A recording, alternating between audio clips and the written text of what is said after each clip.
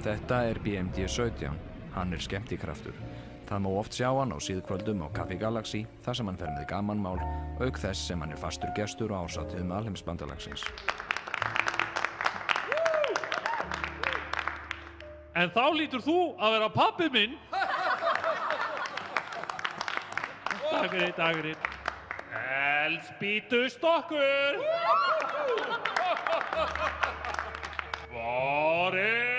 Var skúffan? Takk fyrir. Skemmtikraftar í dag þurfa ekki að undirbúa brandarann eins og þeir þurftu að gera hér áður fyrr. Þeim nægir að segja bara loka hnykkinn eða punchlineið, því að fólk orðið svo meðvitað í dag. Svo vitum við líka betur hvað fyndið og hvað ekki fyndið. Það hefur verið rannsakað. RFC2 hefur getið sér gott orð fyrir líflega og skemmtilega sviðsframkomu og einn hæst launaðasti grínisti í Reykjavík. Enda kannski ekki furða þar sem hann kominn í beinan karllegg af Halla og Ladda. Kissi! Og hver var það nema Járnfrúin? Ó nei, pabbi! Takk kærlega fyrir þið og reyndisleg. Já, ég held sko að fólk skilji húmor miklu betur í dag sko heldur en það gerði þegar því fóstbræður voruð uppi sko.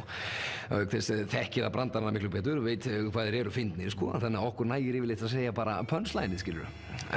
Það sparar okkur náttúrulega mikinn tíma á fyrir höfn, auk þess sem við getum náttúrulega komið fram með miklu meira efni á skemmri tíma sko. Eru þetta þá allt gamlir brandarar? Nei, alls ekki. Þetta er náttúrulega sko fólk sem kemur á skemmtana hjá okkur skilur. Það getur náttúrulega að lesa brandarana skilur í heild sinni á cybernettinu skilur, án punchlineana skilur. Svo kemur það til okkar sko og við komum með punchlinuna skilur. En það er náttúrulega sko fólk í dag yfirleitt orðið miklu þróaðra skilur, þannig að því bara nægir að lesa hugsanirnar. Já. Þetta athyglisvert. En svona að lokum, manstu eftir einhverjum gömlum góðum brandara frá okkar tímum?